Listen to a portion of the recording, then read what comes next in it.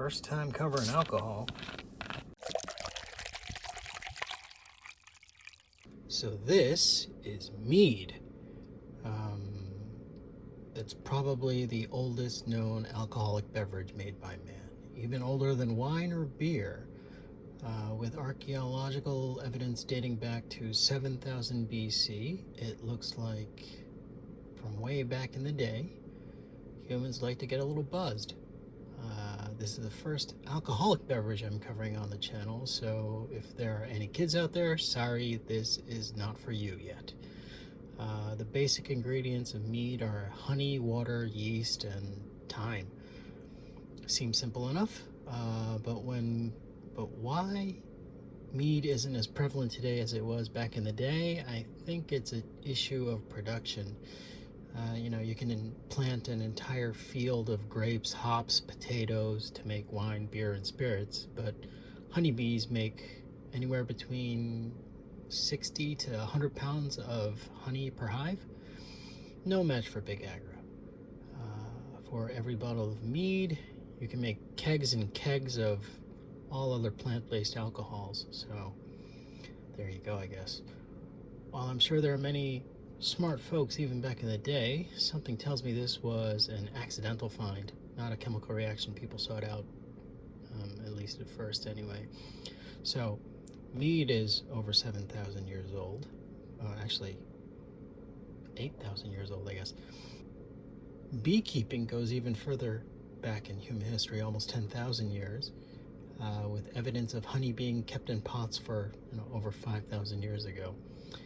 And yeast, well, apparently we are swimming up to our eyeballs in varying levels of yeast in most temperate climates. A few years back, I was reading a book by Michael Pollan called The Omnivore's Dilemma. And one thing that he did in the book was make an entire meal of stuff he either raised, killed, or made. And one of them was bread. And how he made bread was he just threw some flour and water together and let whatever airborne yeast drop onto it. And after leaving the mixture on his windowsill for a while, he covered it, and the next day it was a bubbling, foamy concoction. Evidence that airborne yeast had found its way into his slurry. So here's my theory. I have zero evidence to back it up, but just come along for the ride, will you? So beekeeper Bob has harvested some honey. He put it in a clay pot, it rained, and his pot didn't have a cover on it, and more importantly, he didn't notice.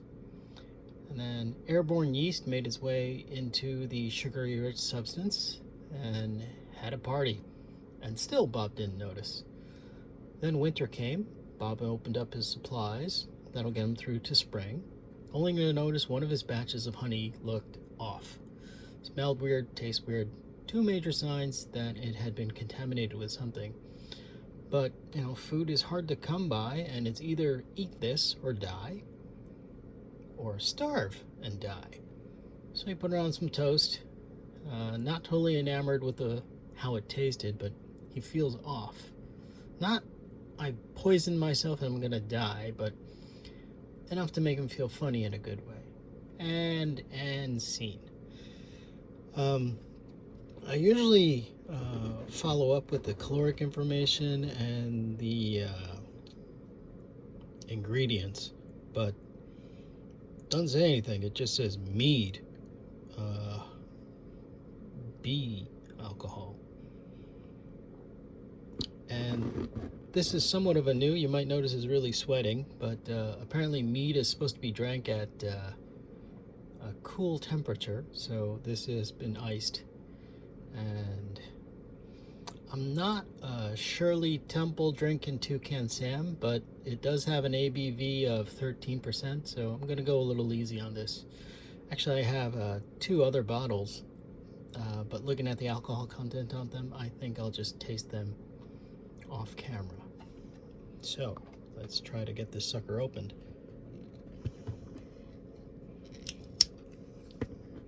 Oh, it's corked. Okay.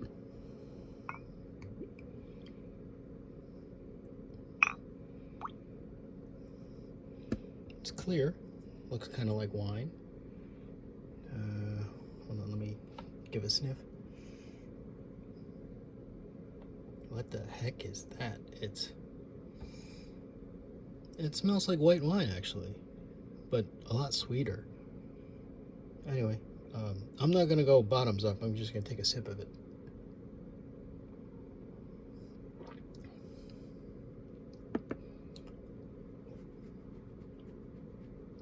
It tastes like a dry but very sweet wine, almost sherry-like, if you will, but white. I don't know where to put it. It's very floral, and if you can see how it coats the inside and like kind of tears up. Yeah.